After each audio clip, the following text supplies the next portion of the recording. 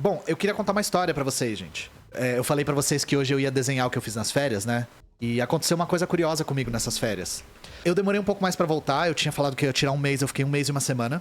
Mas isso tem um motivo. Deixa eu pegar um chiclete aqui. Pegou diamante no LoL, longe de mim jogar LoL. Eu tô parecendo o Kiko, eu tô parecendo o Godines, me respeita. O que aconteceu? Eu recebo muitos e-mails muito interessantes. Inclusive, eu queria até pedir desculpa se eu não respondi alguns e-mails de alguém que pode ter me mandado. Não é porque eu não ligo, é porque eu não dou conta. E aí, num determinado dia, eu recebi um e-mail de uma pessoa dizendo assim: eu sou diretor e roteirista de cinema, tô escrevendo um roteiro e queria me reunir com você porque eu queria saber a sua opinião acerca do roteiro.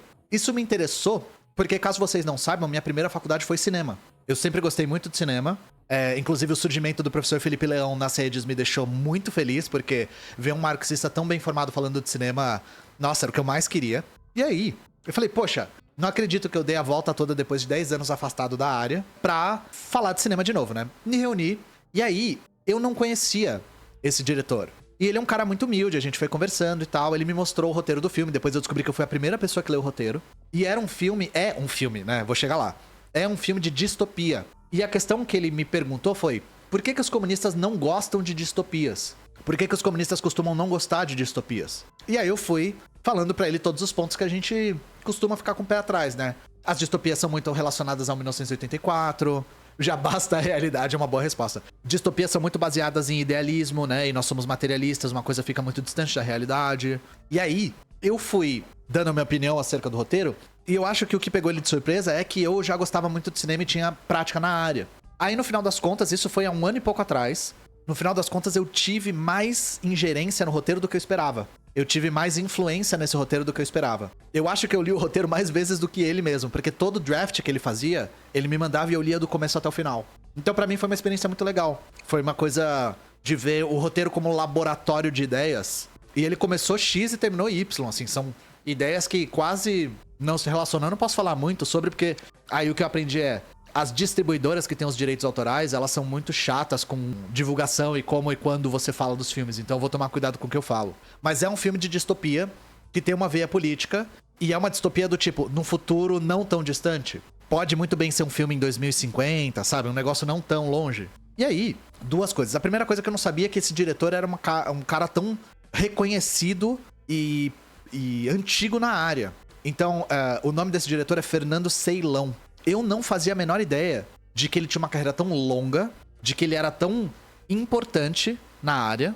Ele trabalhou anos no Canal Brasil. E ele não... eu não sei se ele foi o primeiro. Se ele não foi o primeiro, ele foi um dos primeiros stand-up comedy do Brasil. Isso em 98, 99, uma coisa assim. Então, depois que eu fui... ele não falou nada. Ele não chegou pra mim dando carteirada. Eu fui descobrir isso depois.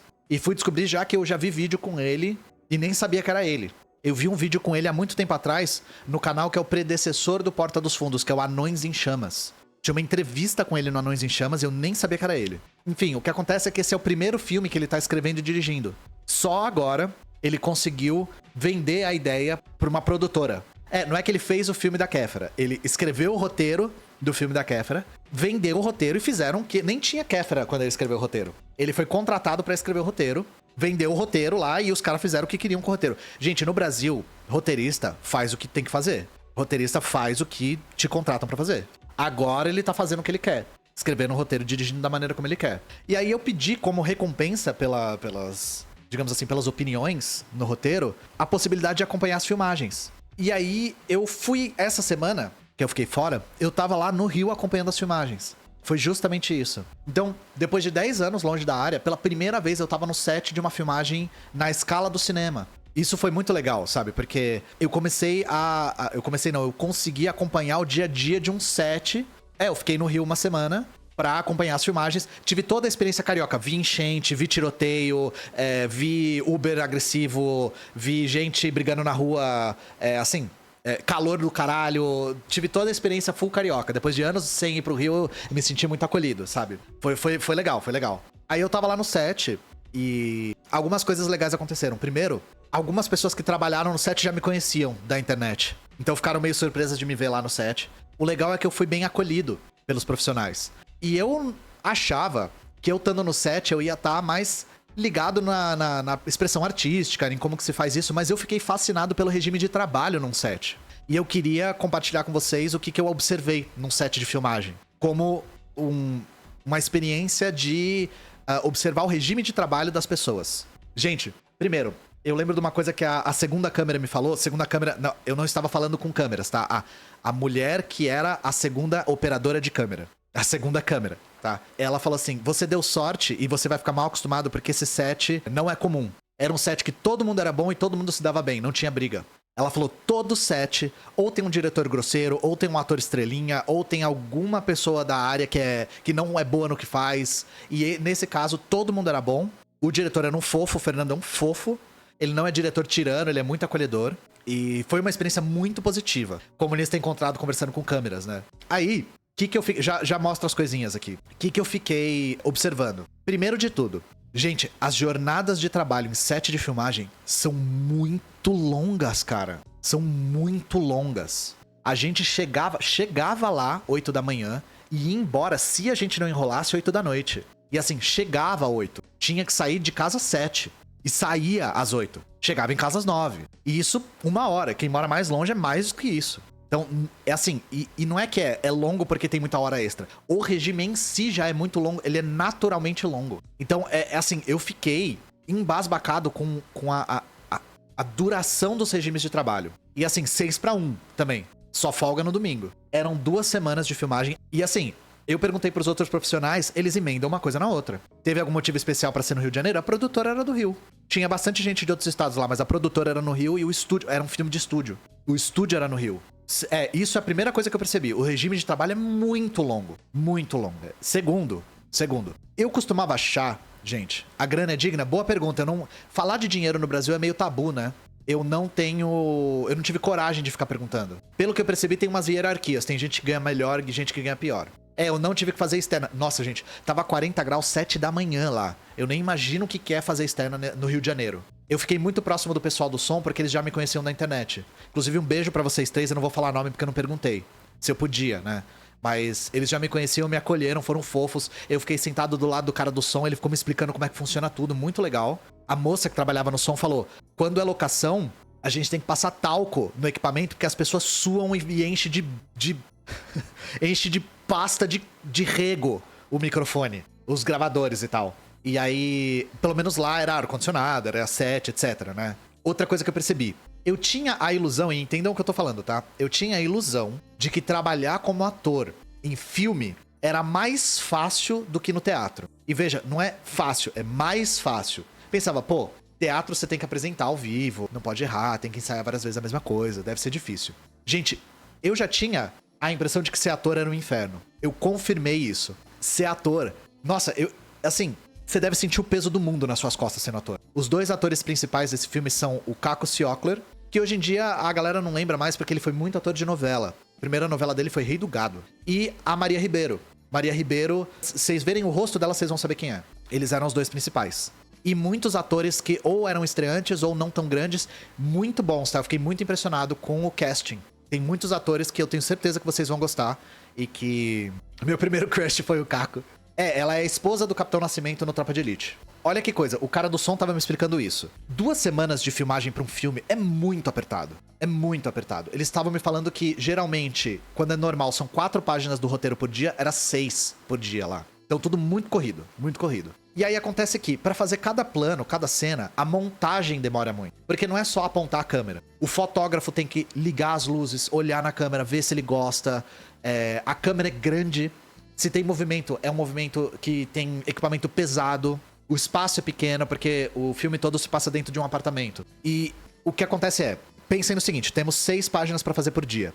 Começa a montagem de uma cena. Vai comendo tempo. Quanto mais os profissionais da equipe demoram pra montar, mais peso cai nas costas do ator. Porque aí, pra cumprir o prazo do dia, o ator tem 15 minutos pra executar uma cena que ele não teve tempo ou de ensaiar ou ensaiou muito pouco. Então vocês imaginam o peso que é nas costas desses atores? De tipo, a gente demorou muito pra montar, como sempre demora. Aponta a câmera pra cara dele e fala assim, acerta. Isso, eu fiquei assim, a tensão em cima dos atores...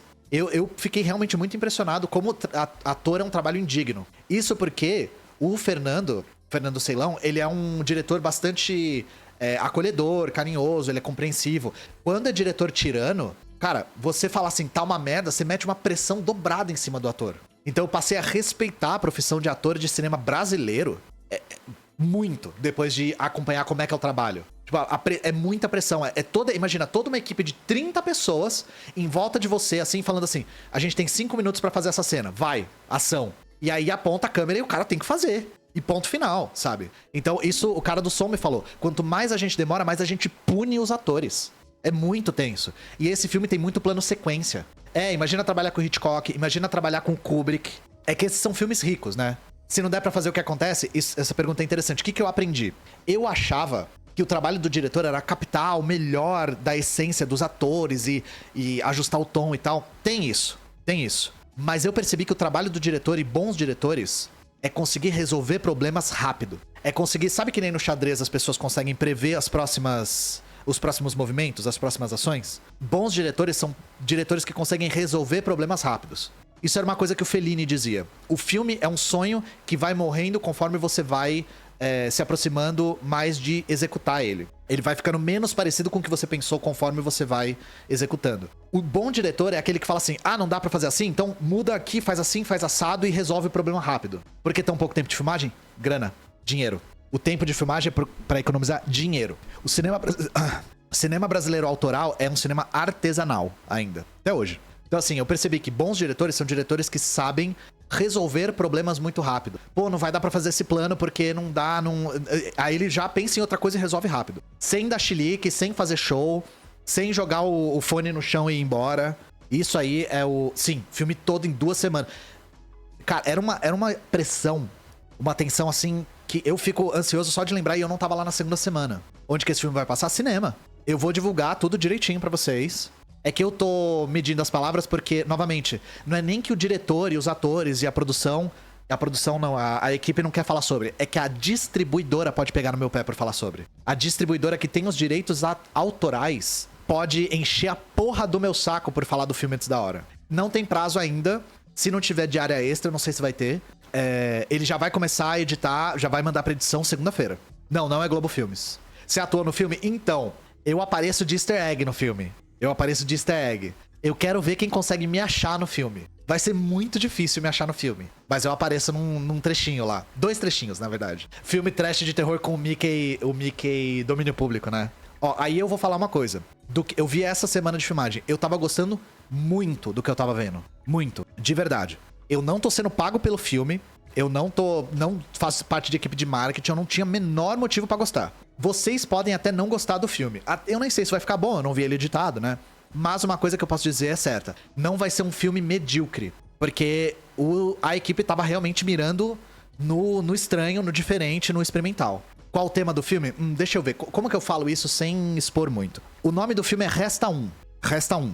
Deixa eu ver se eu consigo mostrar um pouco do Instagram do Ceilão. Se eu mostrar o Instagram dele... Aí eu posso mostrar o que ele postou. E aí foi ele que postou, não fui eu. Aí se a distribuidora pegar no pé, pega no pé dele, não no meu. E assim, caso alguém esteja vendo, eu queria mandar um beijo pra todo mundo da equipe. A equipe era muito legal. Muito mesmo. Eu não vou falar nomes porque eu não... perguntei se eu podia. E não perguntei se as pessoas querem ser associadas a mim, mas... Equipe de som, equipe de câmera. O fotógrafo era um doce. É um cara muito foda. Eu queria que esse cara fosse mais conhecido, porque eu fiquei admirado com o trabalho dele. A continuista, a diretora de arte, a figurinista, os contra-regras, a equipe de luz, todo mundo era muito legal. Foi uma equipe... Assim, foi o que a segunda câmera me falou. Você vai ficar mal acostumado com essa equipe. E espero que se o Ceilão faça mais filmes, seja com essa equipe, porque a equipe era muito legal. Eu fiquei imaginando o que poderia sair desse filme se tivesse mais tempo. Não é nem mais orçamento pra mais equipamento, nem nada. É mais tempo mesmo. Tempo pra experimentar, tempo pra errar. E assim, pressão imensa sobre a Maria Ribeiro e o Caco Ciocler.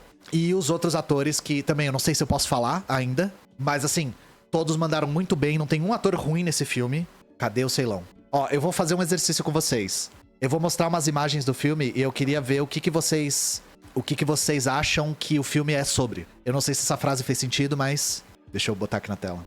Aqui. Esse é o Ceilão. O pessoal mandou matéria do Globo sobre o filme. Eu nem sabia que tinha matéria do Globo. Essa matéria tá bem desatualizada. O filme já não é mais o que era. Então aí tá como o Antônio Fagundes. Nem tem mais o Antônio Fagundes no filme. E assim...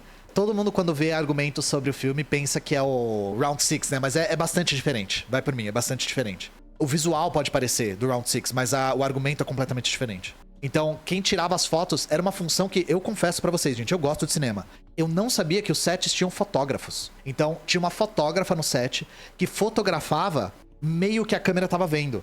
Eu achava que quando a gente via aqueles stills, era frame do filme, mas não é fotografia de câmera. Eu tô aqui. Esse aqui foi no último dia de filmagem. Esse aqui é o Daniel Filho, inclusive, participou do filme. Aqui tem um... aqui dá pra ver algumas coisinhas do filme. Então, a fotógrafa, né, tirava fotos dos stills do filme. E eu posso mostrar algumas coisas aqui. Nós temos algumas cenas aqui. Aqui é a Maria Ribeiro e o Caco Ciocler, né? Então, deem uma olhada nessa imagem, deve estar pequeno. Não consigo, né? O Instagram não deixa. O que vocês conseguem tirar daqui? O nome do filme é Resta 1, né? Tem gente infectada com uma doença, acho que isso dá pra ver, né? Nós temos aqui a Maria numa cama de hospital. E, gente, sinceramente, eu já admirava muito a Maria Ribeiro como atriz. Mas essa mulher é uma máquina, cara. Lembra que eu falei de pressão? De apontar a câmera e executar? Não que o Caco não seja bom, o Caco é maravilhoso. Um baita ator, acho que ele foi acertadíssimo pro roteiro. Mas a Maria me impressionou como ela consegue entrar no clima rápido. Realmente é muito impressionante ver atores e atrizes profissionais executando o seu trabalho por trás das câmeras. É muito louco isso. Porque imagina que você tem que entrar nesse clima rápido, com pouco tempo e com 50 trilhões de pessoas correndo pra lá e pra cá e gritando. Muito difícil se concentrar. Você moraria nesse apartamento cenográfico aqui? Era muito aconchegante o apartamento cenográfico. Deixa eu pegar mais fotos. Aqui o Ceilão, no lookzinho diretor dele.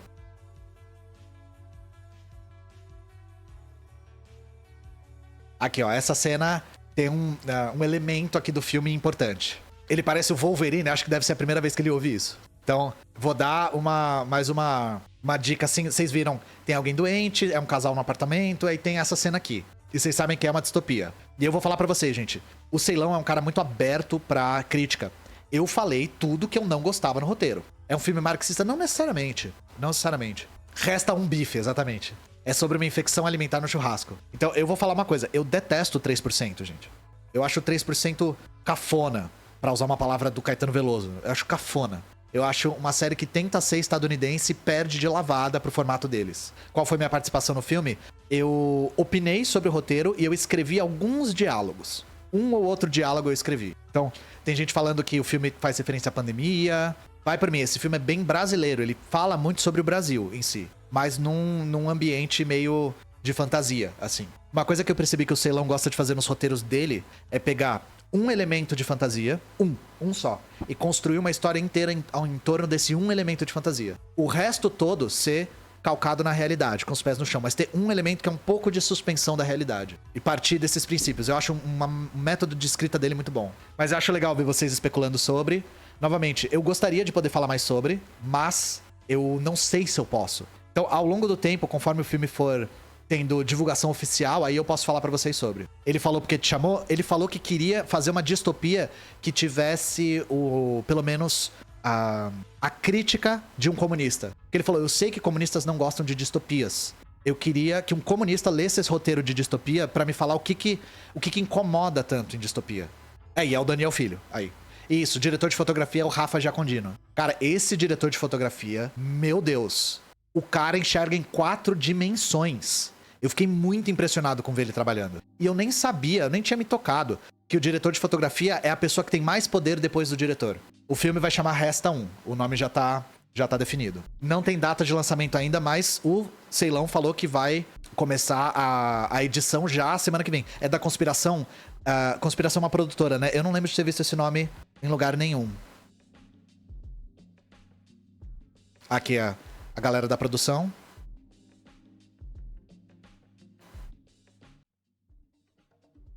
Não tem o joguinho tipo Danos chamado Resta 1, a referência é exatamente essa. Por que os comunistas não gostam de distopia? Bom, primeiro que, no que diz respeito a distopias, o 1984 cimentou algumas tendências. E, claramente, o 1984 é um livro anticomunista que foi usado como propaganda anticomunista. Foi e ainda é usado como propaganda anticomunista. Então, muito do que tem na linguagem da distopia é uma linguagem que foi gestada para ser propaganda anticomunista. Sacaram? Então, ele veio me perguntar, porque, na verdade, a pergunta dele foi meio como as pessoas interpretariam o filme, como os comunistas interpretariam a mensagem desse filme. Eu achei legal a pergunta dele. É curioso que o 1984 fale mais sobre o capitalismo que o comunismo. Pois é, o Humberto fala isso. Se a gente fosse aplicar o conceito de totalitarismo à risca, os regimes liberais são muito mais totalitários do que a União Soviética. O Admirável Mundo Novo é meio 1984, só que invertido. Então, no 84 é tudo sujo, decadente, mal gerido. E no Admirável Mundo Novo é tudo polido, cromado, organizado. É a mesma pegada, só que invertida, né? E o Admirável Mundo Novo tem um comentário muito forte sobre eugenia. Mas aí não significa que não seja possível fazer uma distopia que comente sobre o capitalismo, justamente. O Round Six é isso, né? O Round Six acertou em cheio. É uma distopia, mas que comenta sobre o capitalismo coreano. Quando eu li o 84, eu já sabia que ele estava falando da União Soviética. Mas eu lembro de ler e pensar assim, eu não tenho conhecimento histórico suficiente para opinar. Eu não sei se isso aqui tá certo ou tá errado. Como diria o Lula Molusco, né? Futuro. Parasita... É que o Parasita não é distopia, né? Não é, o Admirável Mundo Novo é antiliberal. Eu não tô zoando, não. Não tô zoando. Não tô negando isso. Mas qual que é o problema de... Bom, ultimamente a gente tem visto distopias pro público jovem adulto, né? Desde que saiu Jogos Vorazes, a gente tem uma onda de literatura de jovens adultos baseados em distopias. E tem muita coisa muito ruim. Aquele Divergente é terrível. Porque esses livros, né? E posteriormente séries ou filmes, eles falham muito no... Como que eu falo isso em português? No world... Me ajuda aí, Felipe Leão. No world building, na construção do universo. Detergente, A construção do universo, ela fica tão fantasiosa que ela fica inverossímil. Ela começa a virar uma construção de mundo, né? Enfim, a construção do mundo fica tosca, fica infantil, sabe? A principal crítica que eu fiz, não foi nenhuma crítica, foi uma observação. Que eu pedi pra ele prestar atenção nisso. A maior parte das distopias se baseia no Estado, né? Então é um Estado totalitário, um Estado distópico. Totalitário no sentido de ter ingerência na totalidade da vida e da sociedade. Totalitário no sentido bem caricato mesmo. Mas é um Estado ou um governo que se baseia em nada. É um governo que se baseia em si próprio. Então, por exemplo, no 1984, o governo se baseia no quê? Por que ele existe? Como que ele não cai? Ele se estrutura no quê? Nada, ele se estrutura em si próprio. E a maior parte das distopias tem governos que se estruturam em si mesmos. Sendo que, na realidade, a gente sabe que governos se estruturam em classes sociais. O Estado é um aparato de dominação de classes. E uma classe domina e controla esse Estado. Cyberpunk é uma distopia? É. É uma forma de distopia que surge lá na década de 80, que é interessante a observação que o Cyberpunk faz. É que as empresas monopolistas se tornam tão grandes que elas suplementam o Estado. E aí não existem nem mais fronteiras entre os países, nem mais Estado. São as empresas multinacionais que gerem a sociedade. É uma observação, é uma espécie de projeção distópica muito criativa e muito interessante. A equipe do filme Te Conhecia, algumas pessoas sim. Existem diferentes tipos de distopia? Deve existir na classificação. Eu imagino que Cyberpunk é um tipo, né? Devem ter outros tipos. O que você acha do V de Vingança? Eu só vi o filme quando era criança. Pra ter uma opinião melhor, eu tenho que ler e agora, né? O conto da Aya é baseado em classes. Eu vi na época, deixa eu tentar lembrar. Mais ou menos, né? Eles falam um pouco de domínio econômico, mas o conto da Aya fala de uma maneira muito... Pelo menos a primeira temporada fala muito bem de patriarcado, né? BioShock é uma distopia muito boa. BioShock é uma distopia baseada no anarcocapitalismo. É isso, o 84 é poder puro, exatamente. É uma ideia meio... o poder pelo poder. Que é uma... na nossa concepção na nossa concepção isso é idealismo. Sim, o BioShock é baseado... Tipo, e se a Ayn Rand tivesse certa? Você não sabia que o BioShock era baseado em ANCAP? O BioShock é... O nome do idealizador lá da cidade, Andrew Ryan, que é uma jogada com o nome Ayn Rand. O nome do cara que te orienta é Atlas, da Revolta de Atlas. É tudo referência aos livros da Ayn Rand. A gente jogou... Porque o jogo saiu em 2007, né? Jogando lá era só um jogo muito foda. Agora é mais... A história é muito boa, de verdade. Eu recomendo vocês verem adultos. O BioShock Infinite, eu recomendo vocês verem o que ele deveria ter sido. O roteiro original do Infinite era muito mais interessante. Não era toda aquela coisa de multiverso, sabe? O roteiro original do Infinite era... durante a década de 20, que é os anos lá de ascensão econômica dos Estados Unidos, os Estados Unidos constroem uma espécie de cidade móvel para exportar a experiência estadunidense para os outros lugares. Então era uma espécie de ilha que voa, que traz toda a experiência do American Way of Life. Era uma ideia muito mais interessante, mas isso não foi executado. BioShock é um jogo. É um jogo de videogame. É uma ilha de liberdade e democracia. Então você vê lampejos disso ainda. A estética toda é essa, é bem Estados Unidos na década de 20. Mas essa veia da história, que era bem mais política, de uma crítica ao imperialismo, uma crítica ao colonialismo... morreu junto com a produção do jogo. O que você acha que tem história melhor, o 1 ou o 2?